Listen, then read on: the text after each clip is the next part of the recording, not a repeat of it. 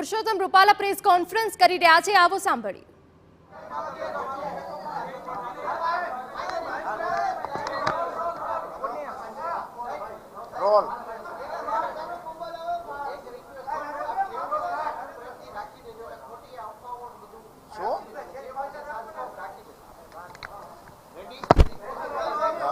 ખોટું રાખ્યું છે?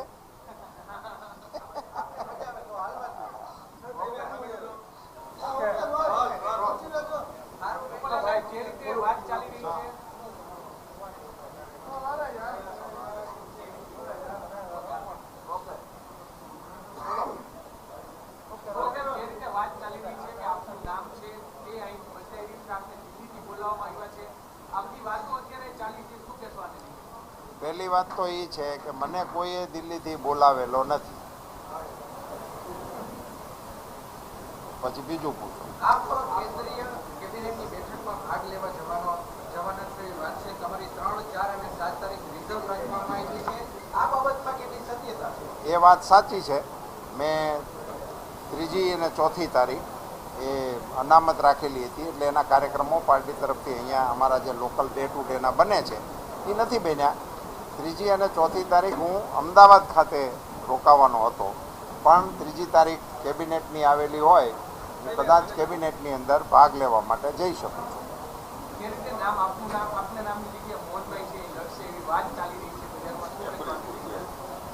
એને એ અંગે આમ મારે કશી કોમેન્ટ ના કરાય।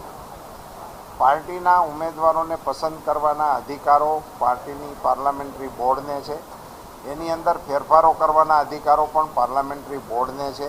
એ અહીંયા કોઈ અટકળો કરવાની ના હોય, કોઈ એના અધિકૃત વક્તવ્યો સિવાયની વાતોમાં ક્યાંય ફેલાવવું ન જોઈએ ને। આજ 1 તારીખ છે, એટલે એમાં આજે તો પડવું જ ન જોઈએ। પરસોત્તમભાઈ, એક વાત એવી પણ ચાલી રહી છે કે મોહનભાઈ સિંહ આપણા ડમી ઉમેદવાર તરીકે એમનું ફોર્મ ભરાઈ શકે એમ છે, જે ભરાઈ શકે એવું નથી, નિશ્ચિત જ છે। મોહનભાઈનું ડમી ઉમેદવારી તરીકે ભરવાનું ડે 1થી નક્કી કરેલું છે, એની વિધિ તો કરવી પડે। આ બધી વાતો એટલા માટે ચાલી છે, ક્ષત્રિય સમાજની માંગ છે કે તમારું નામ છે તે રદ કરવું જોઈએ। આ કઈ વિવાદને લઈને તમારું સ્ટેન્ડ શું કહેશો તમે? નહીં, એમાં મેં તો મારું સ્ટેન્ડ ડે 1 ક્લિયર કરી દીધું હતું। મારીથી જે શાબ્દિક ભૂલ થઈ હતી, મેં એની માફી મીડિયાથી પણ માગી લીધી હતી અને ક્ષત્રિય સંમેલનની અંદર જઈને રૂબરૂ પણ માગી લીધી હતી। એ વિષય મારી દૃષ્ટિએ પૂરો થઈ ગયેલો છે અને મને ક્ષત્રિય સમાજના આગેવાનોએ પણ આ અંગે હૈયાધારણ આપેલી હતી, અને એ વિષયને લઈને એમણે મારી પાસે માંગણીઓ ના કરી હોય, એમણે પાર્ટી સામે માંગણીઓ રાખી હોય। એ સમાજ અને પાર્ટી વચ્ચેનો વિષય છે, એમાં હું કંઈ કોમેન્ટ કરી અને વધારાનું કશું કરવાના મતનો નથી। સમાજના અન્ય આગેવાનોનું એવું કહેવું છે કે એ સંમેલન માત્ર ભાજપના સત્ય આગેવાનો હતું, તમામ સત્ય આગેવાનોનું નહોતું। એ એમના નિવેદનો છે, મેં કહ્યું ને કે એ વિષય હવે મારે વધારે કોમેન્ટ કરીને એ વિષયમાં હું કશું કહેવાના મતનો નથી। 6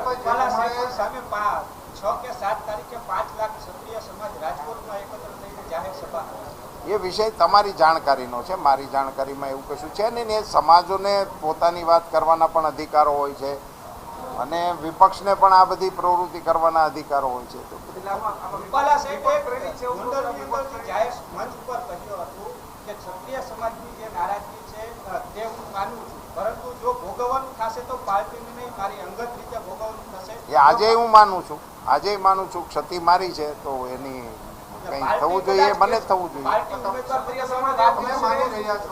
ક્ષત્રિય સમાજનું દેશભરમાં અને ગુજરાત રાજ્યની અંદર વિરોધ જે છે તે દિવસે ને દિવસે વધી રહ્યો છે, શું તમે કઈ રીતે જોઈ? અમે એને માટે એ સમાધાન થઈ જાય, ક્ષત્રિય સમાજની લાગણીને જે કવાણી હોય તો એટલા માટે તો મેં માફી માંગી છે, અને એ સમાજને એ છાત્ર ધર્મ પ્રમાણે એ માફી આપી દે એ પ્રકારની વાતો અમે કરી રહ્યા છીએ અને અમારા આગેવાનો પણ કરી રહ્યા છે। રૂપાલા સાહેબ, ખાસ તો ક્યાંક સિનિયર આગેવાનો અને વેગ આપી રહ્યા છે એવી ચર્ચા, એવું મારા માટે કોઈના માટે કહેવું એ યોગ્ય નથી, અને કોઈ આવી પ્રવૃત્તિ કરતા પણ ના હોય અને કોઈની સામે એવી આંગળીઓ ચીંધવાનું કોઈ કારણ નથી। રાજ્યભરમાં સત્ય સમાજના મતો તે ભાજપને નહીં મળે તો આપના લીધે ભાજપને જો આખા રાજ્યમાં નુકસાન થતું હોય તો આપ આગળ શું કરશો? મેં મારે જે કરવાનું હતું એ કહી દીધું છે અને કરી પણ લીધું છે। રૂપાલા સાહેબ, પાર્ટી કદાચ એ પાર્ટીની અને મારી વચ્ચેનો પાર્ટી વિષય, કહેશો તો પણ એ પાર્ટીને રૂપાલા સાહેબનું સ્ટેન્ડ શું પણ એ પાર્ટીની ને મારી વચ્ચે રહેવા દો.